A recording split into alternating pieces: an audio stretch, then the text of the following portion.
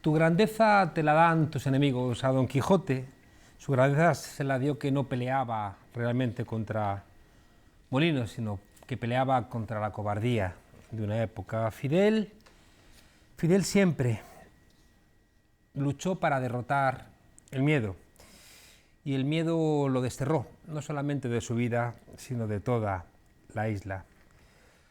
No todo fue realmente triunfo sobre el miedo. Seguramente que Fidel tuvo el mismo problema que la izquierda durante el siglo XX, y es que no terminó de confiar del todo en su pueblo, y al final lo reconoció en una larga entrevista con Ignacio Ramonet. En cualquier caso, Fidel Castro sí que hizo cierto eso que dijo Galeano, y es que gracias a él Cuba nunca compitió en la Copa Mundial del Felpudo. Incomodó al poder, y fue así como el poder lo puso en el punto de mira, un combate desigual de información y contrainformación que no ha dejado a nadie indiferente. Absuelto por unos, condenado por otros, Fidel Castro pasó a la historia. 638 intentos de asesinarlo y el bloqueo a Cuba por parte de los Estados Unidos dan buena prueba de su molestia. Así Fidel nos deja una pregunta en el aire. ¿No es uno de los efectos de la persecución el cierre de un gobierno a cualquier crítica? Aunque lo que no fue nunca austero fue en palabras, las dedicadas a su pueblo, la inmensa mayoría. Esperamos mucho de esta batalla que ustedes se proponen a librar junto a nosotros, para derrotar el bloqueo, para derrotar la hostilidad. Ante el mundo, otras tantas, no en vano, dio el discurso más largo de la historia de las Naciones Unidas. Unos países poseen, en fin, abundantes recursos. Otros no poseen nada. ¿Cuál es el destino de estos? Y muchas dedicadas, como no, a los Estados Unidos, del que los separaban 90 millas, y una guerra que en el Caribe no fue tan fría. Nosotros no buscamos ningún interés material, y los imperialistas, lógicos, que no lo entiendan. Porque seguían por criterios exclusivamente chauvinistas, nacionalistas, egoístas. Pero más allá de la palabra, Fidel fue un hombre de hechos, y sus hechos marcaron una época y un continente. Liberó a Cuba de la dictadura del capitalismo más soez y de la mafia de casino. Convirtió a la isla en un pequeño bastión socialista. La derecha odió su ejemplo y la izquierda adoró su capacidad de sumar junto al Che y junto a Camilo. Sus amigos y sus enemigos marcaron su biografía. De un lado, Mandela, Allende, García Márquez, y en el otro, todos los presidentes norteamericanos. Su pueblo ha demostrado con quién estaba y ha pasado casi 10 días despidiéndolo. Eso sí, las palabras con las que lo hacen son solo de ellos. Fidel Castro ha marcado la segunda mitad del siglo XX con detractores y gente que lo apoyaba con la misma intensidad. Creo que es una señal clara, ¿no?, de que era un tiempo que realmente polarizó la política, porque seguramente se estaban jugando muchas cosas. Para discutir en clave tuerca tenemos a 4 expertos en el tema. Nos acompaña hoy Goyo Benito, miembro de la Asociación de Amistad Hispano-Cubana Bartolomé de las Casas. Goyo, muchísimas gracias por estar con nosotros. Gracias a ti por invitarme. También está aquí hoy, esta noche, José Luis Urosa, analista político y abogado. Muchas gracias por acompañarnos. Augusto Zamora, nicaragüense, español, profesor de Relaciones Internacionales y ex embajador. Muchísimas gracias por estar aquí con nosotros.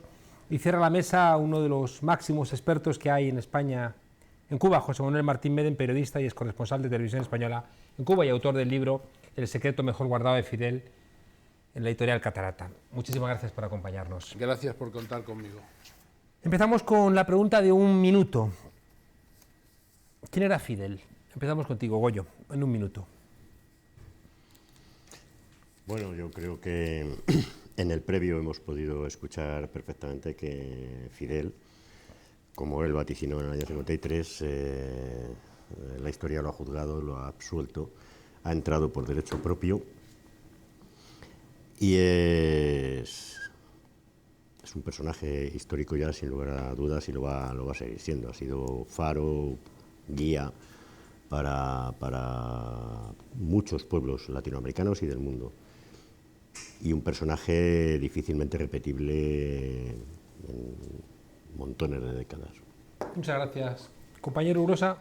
Pues en menos de un minuto. Yo creo que Fidel coincido con nuestro contertulio, es un hombre que ha entrado en la historia, hay un antes y un después en Cuba de su participación en la Revolución Cubana, y a mí me parece que fue una esperanza, porque comenzó haciendo una revolución nacional y terminó, desde mi punto de vista, y perdónenme los contertulios, en fracaso, por cuanto lo que terminó instaurando fue un régimen comunista a la usanza. Uno solo tiene que leerse la Constitución cubana del 76 para darse cuenta de lo que estoy diciendo, y yo creo que podremos profundizar en esta cuestión. Diré para terminar que, independientemente de la posición que mantengo, que no es en absoluto procastrista, sí diré que me parece un hombre históricamente irrepetible. Es decir, me parece un hombre con una inteligencia importante, con un tesón importante, y que ha sido capaz de sobrevivir un montón de años en el poder, lo cual lo señala, como me van a permitir, como uno de los grandes de la historia, independientemente del juicio que tenga uno, absolutorio o no, sobre él en la historia. Muchas gracias. ¿Quién era Fidel Augusto para ti en un minuto? Pues esencialmente el hombre que le enseñó a los pueblos latinoamericanos que era posible derrocar a una dictadura sostenida por Estados Unidos, enfrentarse a Estados Unidos y resistir. Porque para entender la magnitud del impacto de la Revolución Cubana en América Latina hay que recordar que se dio en tiempos cuando estaba en su punto más álgido la Guerra Fría, en un continente sometido por dictaduras y con una preponderancia opresiva de Estados Unidos que hacía imposible pensar que algún movimiento revolucionario podía llegar al poder, y cuando llega con Fidel a Cuba se rompe aquel mito, aquella idea, y se inicia el largo proceso de liberación que después llevará a Allende al poder en Chile, que alumbrará la revolución sandinista y que después verá a personajes como Hugo Chávez, Evo Morales, Correa, un camino que abrió Fidel, y que eso es imborrable, digan lo que digan. Gracias. Señor Medem. A mí me parece que Fidel es fundamentalmente la independencia de Cuba, la defensa de la soberanía nacional y, por extensión, de la dignidad de América Latina. Fidel convierte una isla en una nación, y su revolución fue la segunda independencia, porque la primera no fue posible cuando los cubanos derrotan al ejército colonialista español y los gringos se apoderan de Cuba. Habéis planteado, varios de vosotros, la irrepetibilidad, ¿no?, de Fidel. ¿Por qué fue tan importante y por qué fue tan influyente? ¿Cómo se explica en el contexto histórico personal y también de América Latina y de Cuba, una isla al fin y al cabo pequeña, ¿no?, 11 millones de habitantes, y por qué esta importancia? Lo primero, yo creo que genera una ensoñación en la politología no solo americana, sino europea y mundial, y esa ensoñación, que desde mi punto de vista ha terminado en un fracaso absolutamente estruendoso, genera una sensibilidad. A mí me parece que al fenómeno de Fidel tendemos todos a acercarnos desde probablemente el corazón y la sensibilidad, unos para criticarle y otros para ensalzarle, pero a mí me parece que sería bueno abordarle desde un punto de vista de razón y analizar. Por eso, preguntar por qué esta persona fue tan relevante. Porque, ¿no?, cambió el orden de las cosas. Lo han dicho ahora mismo mis antecesores en el uso de la palabra. Genera un movimiento en toda Hispanoamérica pues muy concreto. Es decir, y yo entiendo, además, lo he dicho antes, a mí me parece que en Cuba se inicia una revolución nacional que termina en la instauración de un régimen comunista. Y a mí me parece es el fracaso de la revolución cubana. Sí, Fidel hace una revolución que conquista la independencia de Cuba, un pequeño país, una isla que Estados Unidos siempre ha querido devorar, y es el único que derrota un intento de invasión de Estados Unidos y convierte a Cuba en el centro de la política internacional con la crisis de los misiles. O sea, que rompe de alguna manera una maldición, ¿no?, de que Estados Unidos triunfaba siempre que invadía. Exactamente, es el primero que lo consigue, y de hecho él, antes de morirse, ha visto cómo Obama ha tenido que ir a La Habana a reconocer que 50 años de hostigamiento, terrorismo de Estado y exclusión y, digamos, sacar a Cuba de América Latina, marginarla, ha sido un fracaso. Es decir, Fidel se ha muerto habiendo derrotado a Estados Unidos. Hay un elemento que a mí me llamó siempre la atención, el que se construía, ¿no?, como la gran esperanza blanca de México, ¿no?, que era Castañeda, ¿no?, que como canciller se permitió el lujo de forzar a Fox a que le dijera aquella vez a Fidel comes y te vas, ¿no?, y que de alguna manera supuso el fin de Castañeda y el fin también de Fox, porque no entendían lo que significaba Cuba, ¿no?, para la lógica latinoamericana, más allá de su régimen. Yo estaba en Cuba en ese momento, pero sin embargo Castañeda, porque Castañeda es un tipo brillante, y era un tipo brillante como canciller, y Castañeda dejó una frase que a lo mejor muy pronto empieza a utilizar mucha gente, y fue cuando dijo: se acabó la relación con la Revolución Cubana y empieza la relación con la República de Cuba. Ojalá eso se pueda decir a partir de ahora, porque eso significaría que la República de Cuba mantenía su independencia, su soberanía nacional, y recuperaba, no sé de qué manera, el proyecto inicial de la Revolución Nacionalista de Fidel Castro, que tenía 3 patas que luego han aplicado los gobiernos progresistas de la última década en América Latina: defensa de la soberanía nacional, justicia social con independencia del modelo económico e integración latinoamericana. Yo quiero recalcar algo que muchas veces se olvida, porque a veces lo evidente es lo que menos se ve. Cuba inserta a América Latina en la Guerra Fría, porque América Latina es un continente isla. Es el único continente que está separado del resto por 2 océanos. Y eso era la región que Estados Unidos mantenía bajo su control a lo largo de toda la primera mitad del siglo XX.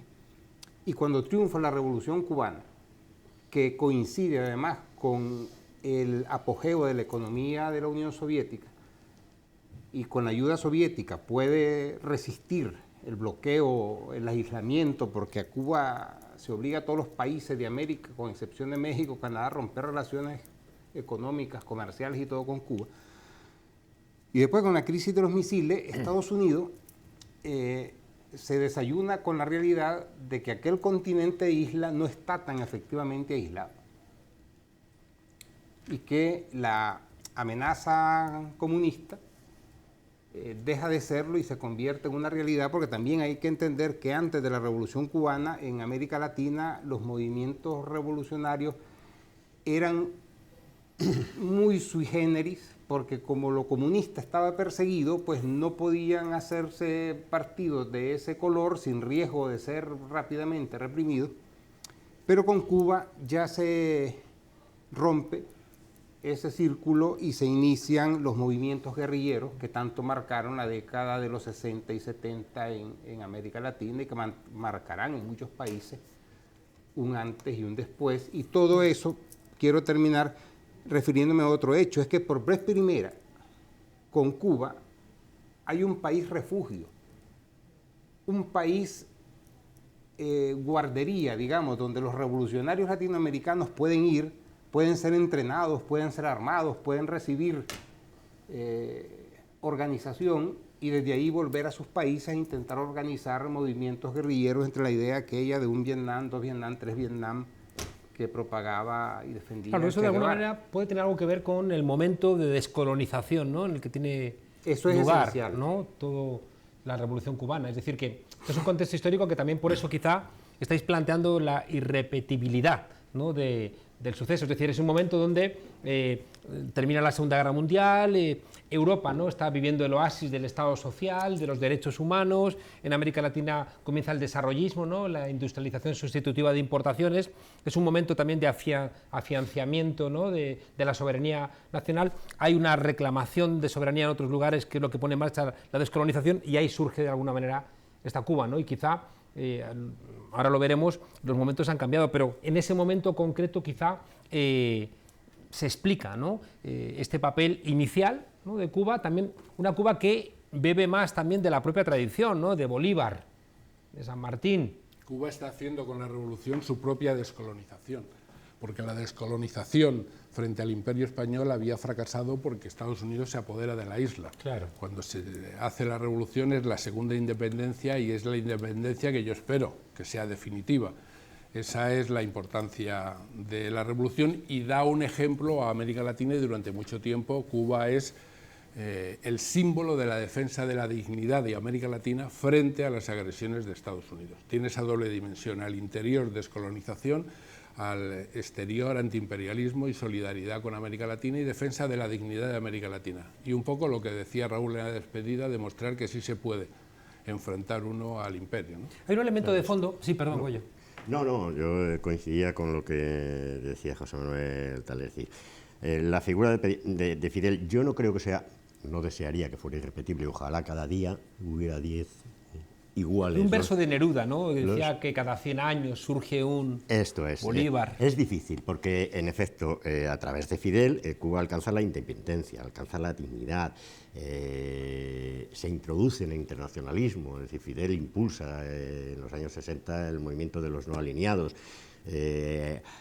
ha expandido lo que luego él mismo llamaba la batalla de las ideas, ha hablado de un mundo mejor, de la paz, de un hombre nuevo, tal. En definitiva, pues un poco la idea del el socialismo, ¿no? Hasta llevarlo hasta el socialismo. Pero yo creo que el mérito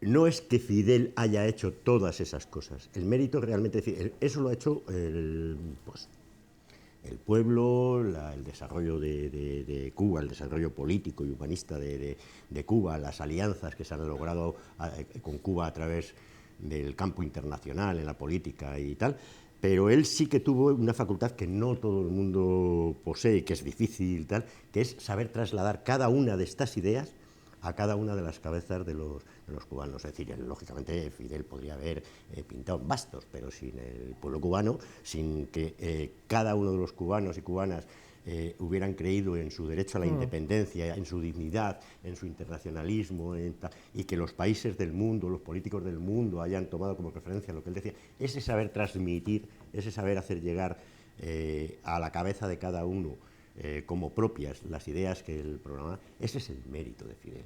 Hay un elemento Estamos hablando del Fidel hasta los años 80 del siglo pasado. Luego la historia no es igual. Hay un elemento que la revolución fracasada de Haití, ¿no? Con Toussaint de Louverture, los negros reclamando libertad, igualdad, fraternidad, ese fracaso de la Revolución Francesa que dice que esos lemas no son para los negros, y de alguna manera una isla negra, ¿no? Como es Cuba mulata, ¿no? Reclama de alguna manera una libertad que es como una segunda oportunidad. No sé. Pero si... recordemos que el ejemplo haitiano, el mal ejemplo para la oligarquía cubana, hace que la independencia de Cuba se retrase durante muchos años porque temen esa independencia, y es cuando surge una corriente del pensamiento cubano que es el que propone la autonomía respecto de España, y de hecho Cuba es uno de los últimos países en América Latina en conseguir la independencia, porque hay un temor a que la población negra se apodere, como en Haití, ¿no? Y de hecho el tema de la negritud en Cuba está todavía sin resolver, ¿eh? Una pregunta muy rápida. ¿Puede hablarse de derechas e izquierdas en el caso de Fidel? Claro. Es imprescindible, porque vamos a ver, la izquierda siempre se ha casado con los derechos económicos, sociales y culturales, y la derecha con los derechos civiles y políticos. La razón es simple, por eso es que no hay un pacto internacional único, sino que hay dos pactos, uno sobre derechos civiles y políticos y otro sobre derechos económicos, sociales y culturales, porque no hubo manera en Naciones Unidas de poner de acuerdo dos corrientes que están presentes también al interno de los países. Digamos que el derecho de reunión, derecho de asociación y esas cosas no implican una erogación de los dineros.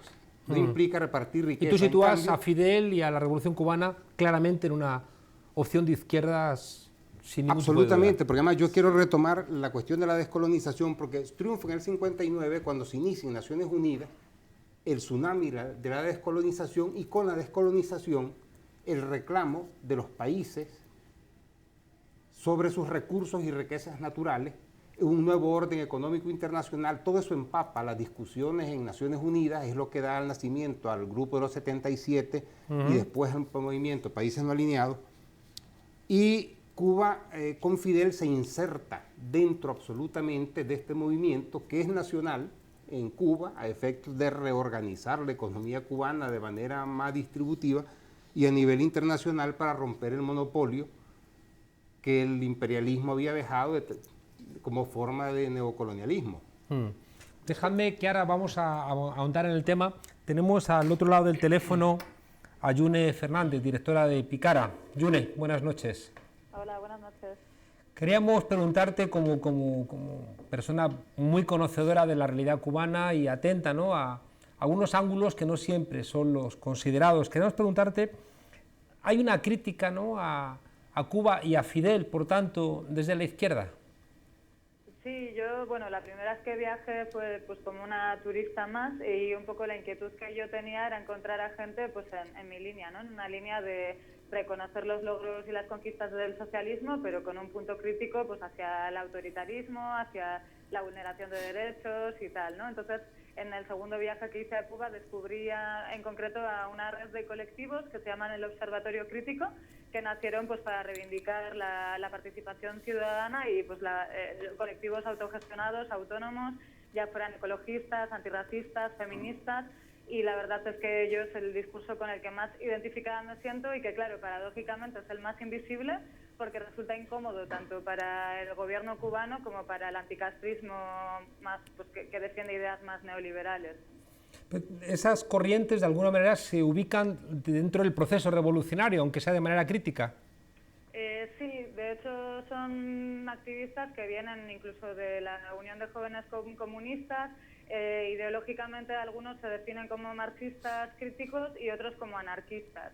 Por ejemplo, hay un compañero, Isbel Torres, que lleva un tiempo montando un centro cultural anarquista en La Habana, y también pues eso, ¿no? O sea, concilian pues eso, o sea, pues el compromiso con unas ideas revolucionarias, pero al mismo tiempo, pues por ejemplo, criticar la deriva neoliberal de las políticas económicas de Raúl Castro, qué sé yo, ¿no? O sea, sí que están, en su día estuvieron muy interesados por el 15M y estuvieron organizando actividades, ¿no? Pues con la idea de que en Cuba también se gana ese espacio en las calles y como alternativa a unos movimientos sociales pues de organizaciones de masas vinculados al Partido Comunista, ¿no? Y con la figura concreta de Fidel Castro, estos movimientos, ¿qué posición asumen? Pues ambivalente, ¿no? Yo creo que para mí ha sido interesante, bueno, en cuanto tuve la noticia de la muerte de Fidel Castro, obviamente lo primero que hice fue ir a las redes sociales de esos amigos y amigas que hice en Cuba, y se notaba esa ambivalencia, ¿no? O sea, por una parte, pues el reconocimiento y el cariño pues a una figura tan carismática que marcó su vida y que representaba una utopía, al mismo tiempo pues bueno, pues esta pues una actitud crítica y poco complaciente, y luego pues la preocupación, ¿no?, de cómo van a cambiar las cosas, porque bueno, un poco cuando yo estuve ahí, que era más bien 2012-2013, la sensación es que por parte de estos colectivos es que la apertura que se estaba dando era pues eso, ¿no?, en términos económicos, de mercado, y no tanto siempre pues de cara a ahondar, ¿no?, derechos civiles y ahondar en la ciudad revolucionaria. Déjame hacerte otra pregunta. El tema de la mujer, ¿no?, en Cuba, ¿qué valoración haces? Porque suele ser uno de los espacios comúnmente criticados, sobre todo a la gente que se limita a ir a La Habana y a lugares concretos de La Habana.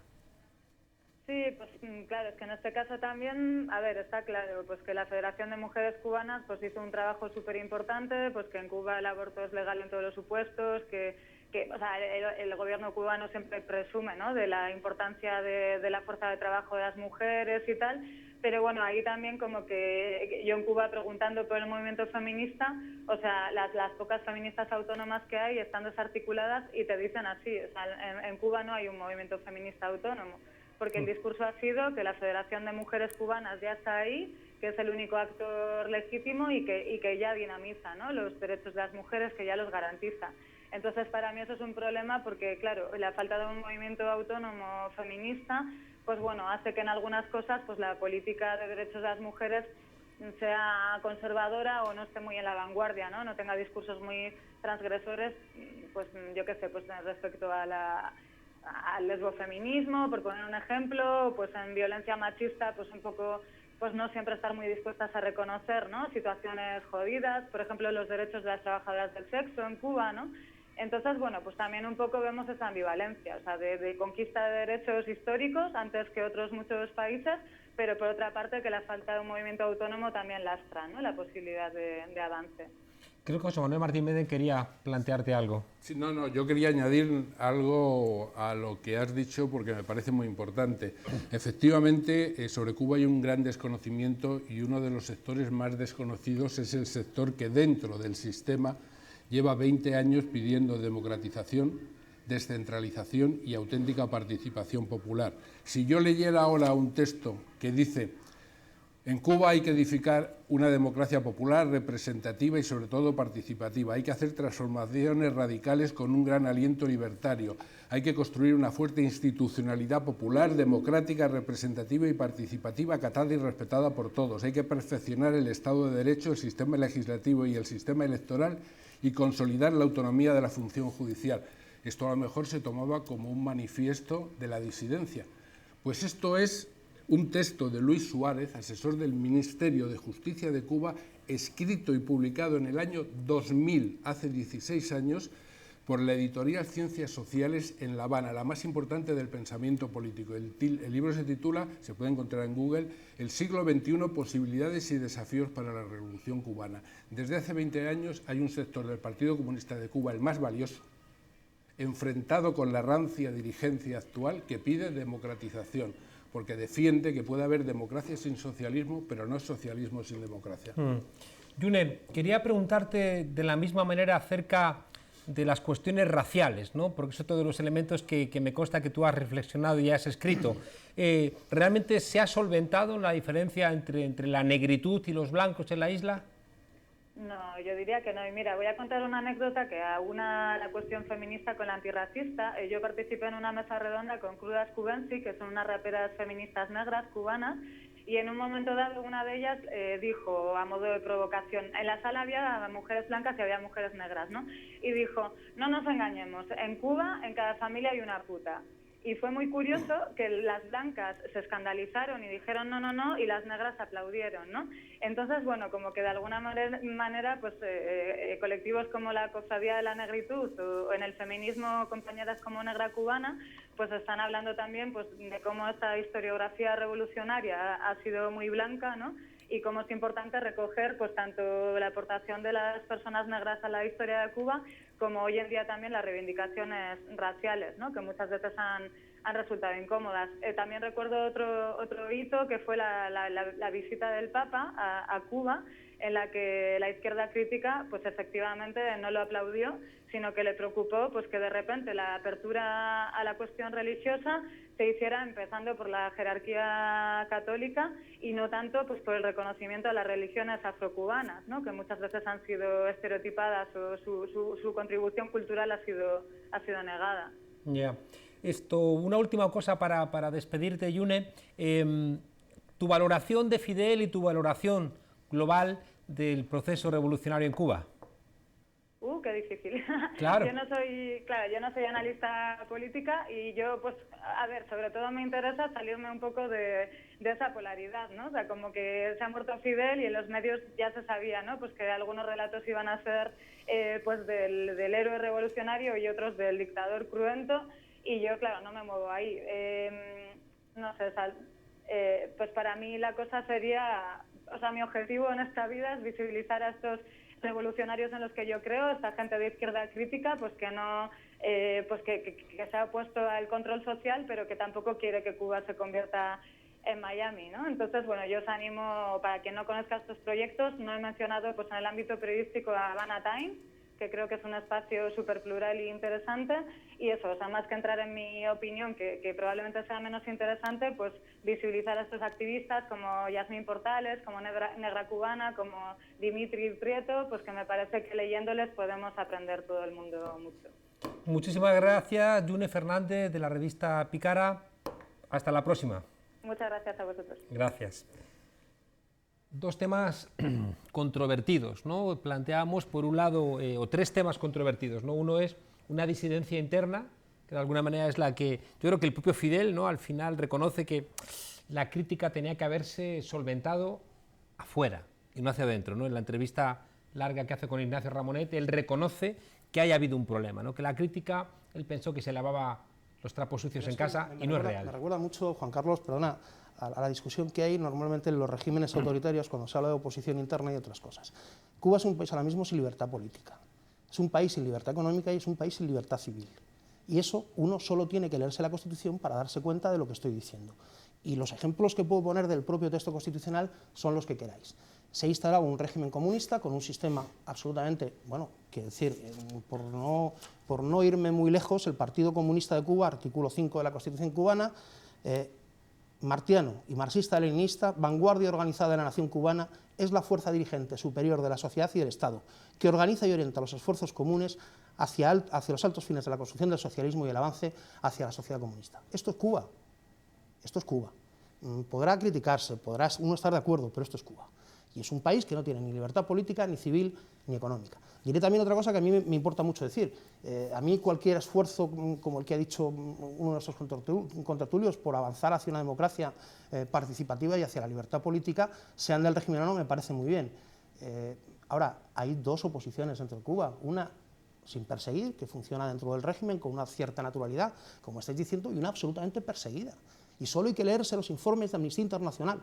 No hablo de una organización sospechosa, ¿verdad?, de anticastrismo, para darse cuenta de que existe represión política en Cuba. Bueno, en esto hay que poner las cosas en su contexto. No es igual, no funciona igual un país sin enemigos o con adversarios manejables que un país como Cuba, que tiene encima a una potencia mundial de la magnitud de Estados Unidos, dentro de cuyo propósito estaba matar a su dirigente, Fidel Castro, y destruir todo el sistema político, social, económico de Cuba. Eso obliga a moverse con extrema precaución, si uno tiene un mínimo sentido de autoconservación, y marca determinadas cosas. Era un poco lo que decía Galeano, es decir, la revolución cubana fue lo que le dejaron ser. Ahora bien, hay un antes y un después tras el suicidio de la Unión Soviética, porque desaparece la Guerra Fría, desaparece el leitmotiv de la persecución paranoica de Estados Unidos sobre Fidel y sobre Cuba, y es eso, digamos, sobre esa realidad que se monta Obama para restablecer relaciones y en Cuba para iniciar un proceso de cambio y apertura que es necesario. Perdón, una cuestión. Si al final el argumento es que como tienes los palos en las ruedas de la potencia, no te queda más remedio que suspender las libertades, te están derrotando. Es decir, que si fuera cierto ese argumento, justificaríamos que la guerra civil que provocan después de la Revolución Rusa en los sectores occidentales, justifica después el estalinismo. Y dices, ganan. Entonces tiene que haber una forma de no asumir que eso sea así, ¿no? Yo tengo un gran amigo cubano que tiene uno de los primeros 100 carnés del Partido Comunista, que dirigió dos de las publicaciones más importantes de la prensa cubana, un dirigente histórico del Partido Comunista, que es todavía ahora el dirigente de su núcleo, así se llaman las organizaciones de base en Cuba del partido, de su núcleo en Centro Habana, que no es un barrio fácil precisamente, y él me decía, no digo que sea mi opinión, él me decía, mira, aquí la revolución empezó a acabarse y se acabó por esa causa cuando le entregamos a Fidel todo el poder, porque llegamos a la conclusión de que era la única forma de que él, con todo ese poder, dirigiera la unidad nacional para defender a Cuba, a la isla, de las agresiones de Estados Unidos. Y yo creo que en la revolución cubana, y como ocurre con Fidel, que es una figura poliédrica de muchas caras, depende a cuál te acerques y con qué luz la ilumines para sacar unas conclusiones u otras, pero yo creo que entre 1968 y 1989 es cuando la revolución cubana se acaba, es decir, cuando se acaba el proyecto cubano de socialismo. ¿Y por qué se acaba? Se acaba cuando en el 68 Fidel, que era el dirigente de una nación pequeña amenazada por un imperio, apoya la invasión de otra nación pequeña amenazada por otro imperio, cuando apoya la invasión de Checoslovaquia. En el 70, cuando fracasa la zafra de los 10 millones. Y en el 89, cuando fusila al general Ochoa. En Cuba yo estoy convencido de que hay solamente 2 momentos en que la inmensa mayoría de la población cubana estuvo en contra de las decisiones de Fidel. Cuando apoyó la invasión de Checoslovaquia y cuando fusiló al general Ochoa. A partir de ahí, el poder absoluto de Fidel, que ya venía consolidándose, fraguó en algo que hizo imposible el desarrollo democrático del socialismo en Cuba. Ahí hay una contradicción porque es verdad que la invasión de Checoslovaquia marca un punto de inflexión en la izquierda latinoamericana. Es decir, a partir de ese momento nace una izquierda que busca también no asumir la necesidad de renunciar a la democracia, ¿no? Y que de alguna manera va a permitir en el continente un distanciamiento, claro, un distanciamiento de lo que es el estalinismo, ¿no? Y ahí Cuba parece que también por esa obligación, ¿no?, a la que le marca el bloqueo y lo que planteaba Augusto, ¿no?, esa constante amenaza parece que la va abocando, ¿no?, a un camino que, por eso lo que quería decir es que en el fondo es una suerte de derrota, ¿no? En el momento en que el bloqueo, los intentos de asesinato, la presión constante, el estrangulamiento económico te obliga a tomar determinadas decisiones que te echan en brazos de la Unión Soviética, es una suerte de derrota. Es una victoria de la defensa de la independencia y de la soberanía nacional, pero deja en el aire lo que yo creo que es la asignatura pendiente de la Revolución Cubana, que es hacer compatible la defensa de la soberanía nacional con el derecho a la autodeterminación personal de cada cubano. Goyo. Vamos a ver, me gustaría, como decía antes, por retomar la intervención de Augusto, tal, hay que contextualizar las cosas, es decir, si no, no podemos hacer el más mínimo análisis histórico. Tal. Cuba es un país pequeño, con pocos recursos, que lleva 60 años en guerra. No es que ganara la revolución o consiguiera rechazar la invasión de Bahía Cochinos, no, es que lleva 60 años en guerra, a día de hoy. A día de hoy. Claro, esto es muy difícil, o hace difícil, el poder desarrollar con visos de normalidad cualquier proyecto político, incluso el social y el económico. Y eso es lo que ha pasado, es decir, yo creo que no podemos mirar con ojos desde fuera, sentados aquí cómodamente en un estudio, en un plató, qué es lo que está pasando en Cuba en cada momento, porque en cada momento la revolución, y eso hay que reconocérselo, ha tenido la virtud de saber ir cambiando con las necesidades o con las exigencias de los tiempos, ¿no? Entonces ahora nos sentamos y analizamos qué es lo que pasa en Cuba. En Cuba, la invasión de Checoslovaquia, como decía José Manuel, supuso una división en la izquierda latinoamericana. ¿Y en la europea? ¿O a la izquierda europea la dejó indiferentemente? En la europea mayor.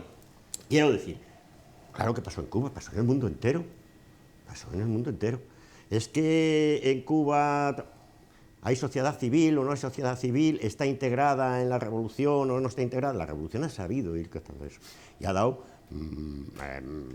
foros y sitios donde poder desarrollar pues, a intelectuales, a mujeres, a negros, a blancos, a jóvenes.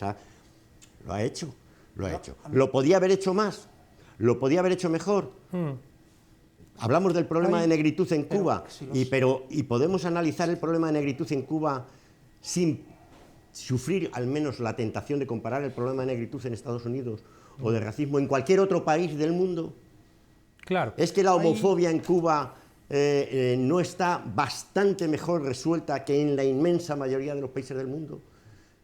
Es que las posibilidades de los jóvenes en cuanto a cultura, trabajo, tal, no, está bastante mejor resuelto a pesar de todas las dificultades. ¿Podían haberse hecho más cosas? ¡Claro! Es que es revolucionario exigir, elevar el listón de las exigencias cada vez más. El día que dejen de hacer eso, dejarán de ser revolucionarios. Yo me sorprende la autocomplacencia que tenéis y además admiro enormemente el discurso que estamos manteniendo porque es que me parece un tema absolutamente interesante. Estáis hablando de jóvenes, de oportunidades de trabajo y otras cosas. La Constitución cubana efectivamente declara un montón de derechos sociales, pero esto luego se traduce en la realidad, y en la realidad se traduce en la cartilla de abastecimiento que da para comer 10 días. Esto se traduce en las tiendas de recaudación de divisas, solo accesibles, por supuesto, al turista extranjero y con un 240% de gravamen sobre cualquier producto y la importación de cualquier producto. Accesible a la población cubana, el 60% recibe divisas. Sí, seguro. Y accesible en el cambio peso, que sabes que hace casi imposible poder adquirir ningún producto en las tiendas de recaudación de divisas. Hablamos de salarios de hambre y miseria, de $20 al mes. hablamos de una situación absolutamente paupérrima. Y si ¿Pero nos afirmas vamos... entonces que hay hambruna en Cuba? No, lo que afirmo es que hay extrema pobreza y que se ha hecho la igualdad por abajo y que se ha igualado en la pobreza a los cubanos y que se les ha igualado en la falta de libertad. Dejadme que termine un segundito porque yo estoy hablando muy poquito y espero poder terminar muy rápido. En la tuerca siempre dejamos hablar. Termino con un argumento que a mí me parece absolutamente realista y que pone la situación en el sitio. Yo creo que efectivamente Fidel tiene un gran mérito y ha sido capaz de resistir a los Estados Unidos, como decía Octavio Paz. Cuba probablemente haya tenido una desgracia, esto es una visión particular mía, tener los Estados Unidos muy cerca y España muy lejos. Diré otra cosa que habéis dicho que yo quiero decir. Cuba no se rebela contra España. Cuba se rebela contra la monarquía española. Por dar un dato, el primer monarca español que visita la isla y que visita América es Juan Carlos I, quiero decir. Ahí podemos tener una razón muy poderosa de qué es lo que pasó y por qué Cuba además es de las últimas naciones que optan a la independencia. Termino diciendo, por poner un solo ejemplo, Cuba, cuando se produce la revolución, tenía el doble de la renta per cápita que España. España ha multiplicado por 12 su renta per cápita, Cuba lo ha dividido a la mitad. Y si queréis luego entramos, porque entraremos, en el bloqueo y en el no bloqueo, y uno se dará cuenta de que Cuba hoy importa el 80% de los alimentos, cuando nunca tuvo ese problema. De tal manera que el régimen cubano, el régimen económico cubano, ha fracasado estrepitosamente, y el régimen político, desde mi punto de vista, también. Perdonadme el tono de pasión, pero es que me parece interesantísimo. Augusto y Goyo. Corriendo, por favor, que vamos a escuchar en un reporte. Mira, a mí esto de los juicios globales y descalificatorios me producen repelús porque, no es por experiencia, mira, por ejemplo, las libertades, cuando un país está sometido a una guerra, y te lo digo por el caso de Nicaragua, por el caso del Chile de Allende, provoca que Estados Unidos, aprovechándose de sus enormes recursos económicos, utilice, como en el caso de Chile, el diario El Mercurio, como en el caso de Nicaragua, el diario La Prensa, para hacer una guerra implacable, sobre todo a la economía. Y yo recuerdo en Nicaragua que la prensa sacaba un titular que decía, hay escasez de azúcar, no había escasez, pero era cuestión que la publicara el periódico y en la tarde ya había desaparecido el azúcar de todo el país. ¿Sabe? Entonces hay un objetivo choque entre o tú defiendes la economía de tu país y restringes la libertad, o viene aquí a Estados Unidos a través de sus filiales locales y te desbaratan la economía. ¿Ya? Y la libertad. Y la libertad, porque al final, después, se olvida la gente que nuestros países desde la independencia arrastran un subdesarrollo crónico que ha impedido a todos los regímenes, sin excepción, independientemente de la riqueza que tenga el país y salvo momentos determinados, resolver el problema del hambre y de la igualdad. No hay un país latinoamericano a estas alturas que haya enfrentado y resuelto ese problema. Y países tan ricos como Argentina, ricos, por decir ricos, llegó gente en el norte de Argentina a crucificarse del hambre que estaban pasando.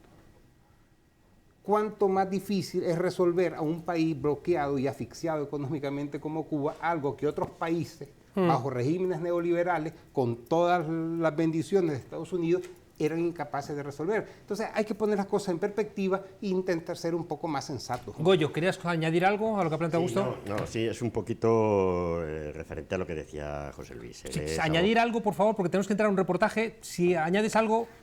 Vamos a ver, hay que contextualizar, no se pueden hacer discursos macroeconómicos como los que tú haces diciendo que el sueldo es de $20 o que la renta per cápita en el año 59 en Cuba era el doble de la de España. Sí, pero dime cómo estaba repartida la renta en Cuba. Pero igualado, dime cómo estaba repartida, no me digas la renta del país una media. A todos en la pobreza. Es decir, porque a todos en la extrema pobreza. Si tú te comes un pollo y yo ni lo huelo... Es que ahora Nicolás tampoco come pollo. La media es que hemos comido medio pollo cada uno. No es verdad. ¿Cómo estaba repartida la renta?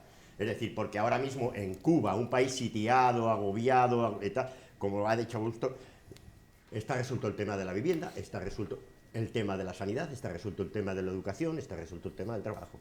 Ahora tú dime si en España, digo porque nos afecta más directamente, me da igual España que cualquier otro país, pero en España esos temas están resueltos. Bastante mejor. Y además tienes el tema de la cesta, o de la canasta, como llaman ellos, y $20 de sueldo. Bastante mejor que en Cuba, Goyo. No. Bastante nada. mejor que en Cuba. Los niveles de justicia social en cualquier país de Europa Occidental son infinitamente Pero me vas superiores a a los de Cuba. perdonar, El día Rosa, que en Cuba desahucien a una familia de su vivienda, ahí vamos a tener portadas en España. Ya es que, perdona, pero en cualquier caso creo que la comparación no es adecuada. No. Tienes que comparar a Cuba con un país europeo, con la cuarta economía del euro, etcétera. Creo que la comparación no ha lugar. La comparación tiene que ser con los países del entorno, no con los países europeos. Creo que es bastante forzada esa comparación. Compararla con Honduras o con Haití. Claro, con Santo Domingo, es decir, que hay que compararlo con su entorno, obviamente, si no, no estamos haciendo comparativamente trampas. En cualquier caso, hemos hecho un reportaje, Elena ha preguntado a dos cubanos que viven en España. Vamos a escuchar qué nos narran. Es casi imposible encontrar un cubano para el que Fidel no signifique para bien, para mal, desde dentro de la isla, desde fuera y, por supuesto, desde aquí, desde España, donde residen cerca de 120.000, por lo que su fallecimiento abre inevitablemente y de par en par la caja de los recuerdos. Tuve la suerte también de haber estudiado en el mismo colegio que Fidel, ¿no? En el famoso Colegio de La Habana, hoy un instituto militar. Recuerdo haber salido a la esquina de nuestra casa, de la calle por donde pasó antes de llegar al cuartel de Columbia, que fue donde dio el famoso discurso con la paloma en el hombro y el voy bien Camilo.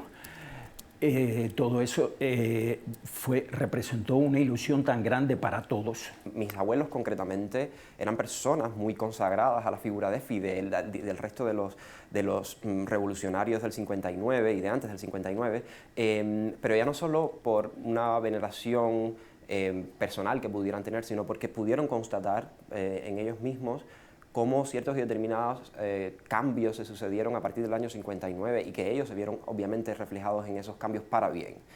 Luego está la generación obviamente de mis padres, de mis tíos, una generación formada bajo la revolución, una generación de profesionales, mis padres, mis tías, mis tíos, todos accedieron gratuitamente a la universidad, todos se formaron en la universidad en Cuba y todos obviamente tuvieron acceso a posiciones y a trabajos que a nivel profesional les daba cierto y determinado reconocimiento, y a la vez es una generación que tuvo que lidiar con conflictos muy graves, como el derrumbe del campo socialista en el año 90, como el desarrollo del turismo como principal fuente de recursos materiales en el país, y obviamente mi madre concretamente al ser médico y comparar su salario en el año 90 o en el año 94, años realmente de una crisis económica muy grande, con el salario medio de un trabajador del turismo, ya sea una camarera, un dependiente, etcétera, pues obviamente veía un desbalance totalmente irracional. Contradicciones de medio siglo de revolución que llevó a muchos a defenderla desde dentro, pero que sacó también a otros, y por motivos muy variados. Bolas, ¿no? Bolas en Cuba es lo que aquí llamamos bulos, mentiras o cuentos, y entonces, entre otras cosas, se decían que a todos los niños nos iban a llevar a Rusia, incluso se llegó a decir que la tierra yo recuerdo que decían que la tierra de los campos de Vuelta Abajo, en Pinar del Río, que es donde se cultiva el mejor tabaco, se le iban a llevar a Rusia, porque todo se llevaba a Rusia, ¿no? Todo era para Rusia. Entonces, claro, todo eso creó un miedo, una desasosiego entre la gente. No he mencionado nunca el factor económico, porque en nuestro caso y en el de muchos no fue el factor económico lo que empujó a irse de Cuba, ¿no? Mientras Juan, Juniel y millones de cubanos se despiden también de esa imagen. No hay blancos y negros, o sea, no es todo blanco o negro, hay grises y hay muchas cosas que no sé si la historia la absolverá, pero al menos la historia sí le estudiará. Han sido más los logros, creo, que las desventajas, ¿no? Con lo cual, insisto en que gracias Fidel sería lo más lógico. Hay una incontrovertible realidad, y es el elemento de solidaridad que es desplegado por el mundo. Cuba, o sea, que hay una catástrofe en Haití y el mayor número de médicos cubanos, ¿no? Hay necesidad de ayuda médica y aparecen ahí siempre, en cualquier país, los cubanos. A ver qué país, ¿no? Que no sea con mercenarios o con intentos de control geopolítico, hace el esfuerzo que hizo Cuba, ¿no?, para ayudar a la emancipación de pueblos empobrecidos y sometidos a situaciones, ¿no?, de imperialismo, de colonialismo o neocolonialismo. Pero las revoluciones siempre decepcionan, ¿no? Es invariable que las revoluciones siempre, de alguna manera, la gente les reclama más y más. Grises para leer la revolución. Sí, yo estoy totalmente de acuerdo con eso que acaba de decir ese cubano. Tanto la historia de la revolución como la figura de Fidel, si se intenta establecer en blanco o negro, se va a producir un análisis de falta de visión, de falta de conocimiento.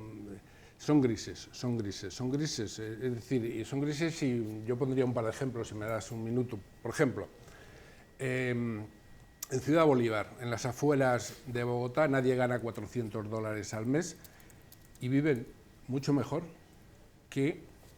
mucho peor que un cubano con $20 en La Habana, porque el cubano en La Habana no tiene que pagar la casa, ni el gas, ni la luz, ni la escuela, ni la sanidad, ni parte de la alimentación, ni si va a un espectáculo, si va al béisbol. Es decir, no se puede decir que gana $20, hay que ver qué es lo que tiene por parte del Estado. Es decir, hay que analizarlo de esa manera. El salario social, ¿no? Claro, exactamente, el salario social, el salario diferido, porque luego hay una pensión. Y luego hay que ver las contradicciones en Cuba. Y voy a poner un ejemplo relacionado con lo que antes se hablaba de las mujeres. Hay solamente un dato sociológico en el que Cuba es igual que el resto de América Latina. El 23% de las familias están sostenidas por mujeres por la huida de los hombres y son familias monoparentales. El mismo porcentaje en Cuba que en el resto de América Latina, lo cual demuestra que el machismo no se ha resuelto, como no se ha resuelto el racismo. Pero ¿cuál es la diferencia? Que esa mujer que tiene que sostener la casa recibe la pensión sin ningún retraso, porque si no el Estado se la saca a su marido del salario, tiene una guardería a su servicio, tiene un trabajo asegurado, tiene una libreta para una cantidad de comida, tiene los servicios públicos a su disposición, tiene una casa, tiene gas, tiene agua, tiene electricidad, lo que no tiene ninguna de las mujeres que en América Latina están en la misma situación.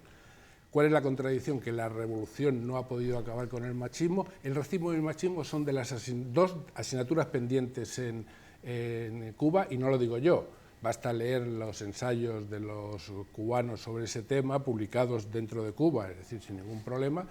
Y el machismo es decir, el machismo en Cuba heredado, herencia nuestra, es una asignatura sin resolver, pero el que eso exista y no se haya podido extraer de aquí por parte de la revolución no debe ocultarnos que esa mujer que padece ese machismo tiene la seguridad social, la casa, el trabajo, la guardería, la pensión garantizadas, ¿no? Los que conocemos América Latina sabemos que hay 4 elementos que en Cuba no están. Uno lo habéis señalado, es el racismo, ¿no?, que en algunos países explota de una manera insultante, sea Argentina, sea México, sea Chile. Otro es el consumo de drogas, ¿no?, que es otra cosa que allí no funciona como la lacra, ¿no?, que atraviesa los continentes. Otro creo que es muy relevante, que es la violencia, ¿no?, es decir, que tú puedes pasear por Cuba a las 4 de la madrugada sin ningún tipo de problema y de miedo. Y un cuarto seguramente es la corrupción, ¿no?, es decir, que allá donde otros elementos en otros países han hundido, ¿no?, estoy pensando ahora mismo en Argentina, me dejes que te Cuba cuente no funciona ese chisme, problema. pero de alcance significativo. Un muy conocido corresponsal de un muy conocido periódico español, que tenía su sede en América Latina, en México, y que criticaba y critica habitualmente al gobierno de Cuba, trasladó a su familia a La Habana porque era donde sus hijos adolescentes tenían seguridad para vivir. Y mientras tanto seguía criticando al gobierno de Cuba. Como no puede hacer otra cosa ese diario de habla en español. Tenemos que marcharnos y os voy a permitir que hagáis vuestras conclusiones, ¿no?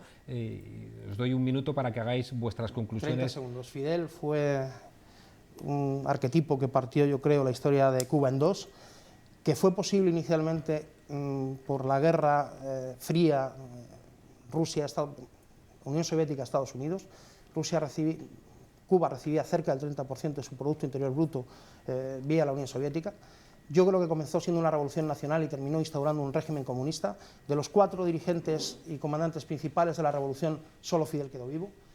Eloy Gutiérrez Menoyo, que es el primero que entra en La Habana, es apresado no con la excusa de que es que se rebelara, sino porque le exigió depurar su ejército, su cuerpo de ejército en los primeros meses. Lo capturan cuando desembarca con un grupo guerrillero en claro, Cuba. Cuando le ha pedido previamente, y lo digo porque le conocí personalmente y apadriné su liberación, quiero decir que como le conocí personalmente, pues puedo dar testimonio directo de lo que ocurrió con él. Uber Matos es detenido y Camilo Cienfuegos termina muerto. Diré una última cosa, y es que Fidel inicialmente no era comunista. Raúl sí, pero Fidel no era comunista. Y yo creo que habéis hecho un análisis muy certero en cuanto a que la acción de Estados Unidos echa la revolución cubana en brazos de la entonces Unión Soviética. Un último argumento y termino. Mientes, dices 30 segundos, pero luego no es verdad. Es verdad. Llevas toda la razón. Entonces, no, pero permita, porque es que quiero que hagáis todas vuestras conclusiones. Pero de verdad, os pido que seáis en un minuto. Quería plantearos también, no he conocido nunca a nadie en América Latina con la visión integral regional como la que tenía Fidel y la que tenía Hugo Chávez. Creo que con el fallecimiento de estos dos líderes, creo que ha desaparecido esa visión tan preclara de que la democracia en América Latina es imposible país a país, que tiene que construirse conjuntamente. Y creo que eso es lo que explica la UNASUR. Falta Fidel, falta Hugo Chávez y está Trump. Vuestras conclusiones al respecto, Goyo, y cerrando ya el programa. No sé, yo tengo pocas dotes adivinatorias, pero vamos, antes que Fidel y antes que Hugo Chávez, Bolívar, Martí, tal, habían tenido ya la idea, digamos, panamericana de la patria grande, ¿no? Lo que pasa es que Fidel demuestra que, bueno, que es posible hacer una revolución en las puertas mismas del imperio y además sus ideas, como decía en otra intervención anterior, consigue expandirlas a base de convencer al mundo entero. Hugo Chávez puede llevar más adelante esa praxis y yo creo que el mensaje está dado y que terminará calando en América Latina, a pesar de Trump, que a quien le tiene que preocupar. A los latinoamericanos Trump les debe de preocupar, a los norteamericanos, más concretamente a los estadounidenses, mucho más. Mucho más. Urosa. Yo creo que la situación actual desembocará necesariamente en la apertura de Cuba, tanto por la oposición dentro del régimen y desde el régimen, como desde la oposición que no está en el régimen. Yo creo que ahora mismo Cuba se ha convertido, perdonadme porque no va en lo absoluto de manera despectiva, en una anécdota en la situación y en el contexto internacional. Anécdota digo en el sentido de que no tiene la importancia que tuvo en la Guerra Fría y en la confrontación Unión Soviética-Estados Unidos. Trump me parece que lo que hará será una vuelta de vista al Pacífico. Yo creo que el Atlántico le va a dejar de interesar, yo creo que incluso la propia Hispanoamérica le va a dejar de interesar en gran medida, y a mí me parece que, bueno, pues para el régimen cubano no es una buena noticia el que Trump haya sido elegido. Probablemente para los Estados Unidos tampoco, pero desde luego para Cuba no es buena noticia. Gracias, Augusto. Creo que en el mundo hay en movimiento fuerzas suficientes como para no centrarnos en Estados Unidos respecto a Cuba. Cuba está relanzando mucho sus relaciones con Rusia, también con China. Ya no hay bloqueo continental, sino que está comerciando y relacionándose económicamente con todo el continente. Por lo tanto, yo no soy amigo de escenarios tremendistas. Creo yo que pasado la euforia de Trump, cuando ya llegue la hora de ponerse a gobernar, pues tendrá suficientes ángeles negros a su lado diciéndole esto, aquí, aquí, aquí. Y que Cuba tiene, como la América Latina, como tiene la misma Europa, el mundo entero, una necesidad de adaptarse a las nuevas circunstancias mundiales, de un mundo multipolar, de una economía más compleja, pero también con más oportunidades como países como nosotros en Latinoamérica. Y yo le diría una cosa, dado que la presencia opresiva de Estados Unidos en el continente ha sido más negativa que positiva, pues yo vería hasta con buenos ojos que Estados Unidos se olvidara de nosotros, ojalá que para siempre, y solo se empeñara pues en comerciar y nos dejara en paz hacer nuestras vidas, porque eso sí sería para nosotros un alivio histórico. Muchas gracias. Pensemos en un cubano con 25 años en estos momentos. Desde los 15 hasta ahora no ha visto a Fidel nunca, salvo en alguna fotografía o en algún acto público a través de televisión española. Perdón, a través de la televisión cubana. ¿Qué es lo que ese joven cubano puede pensar ahora? A mí me gustaría, yo creo en su caso, que pudiera reconocer que gracias a Fidel vive en un país independiente, pero que a partir de ahora va a poder tener la posibilidad de decidir cómo será su país en el futuro. Muchas gracias. Creo que Cuba ha conseguido cosas enormes y durante mucho tiempo ha sido la dignidad del continente latinoamericano. Es verdad que hasta determinado momento Cuba estuvo a la ofensiva y a partir de determinado momento Cuba ha estado a la defensiva y los proyectos a la defensiva no suelen funcionar. Cuba se la va a jugar con sus nuevas generaciones.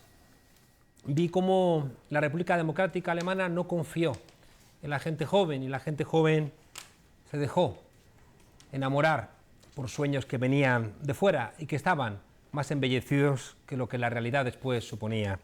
Es verdad, como dice Ramonet, que Cuba a la defensiva hizo cierta esa frase de Ignacio de Loyola de en una fortaleza asediada toda disidencia es considerada traición, y eso no es bueno porque es una forma de derrota. Defenderte teniendo que endurecerte, ya nos lo recordó Bertolt Brecht, es una forma de derrota, y eso es lo que hace que en el siglo XXI los esfuerzos de construcción del socialismo busquen otros caminos.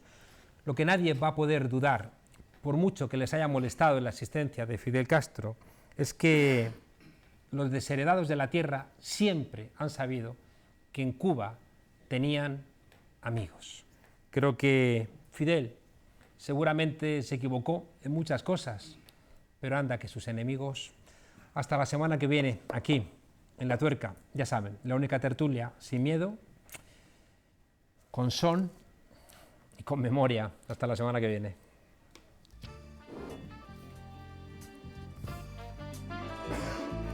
Muy bien, compañeros.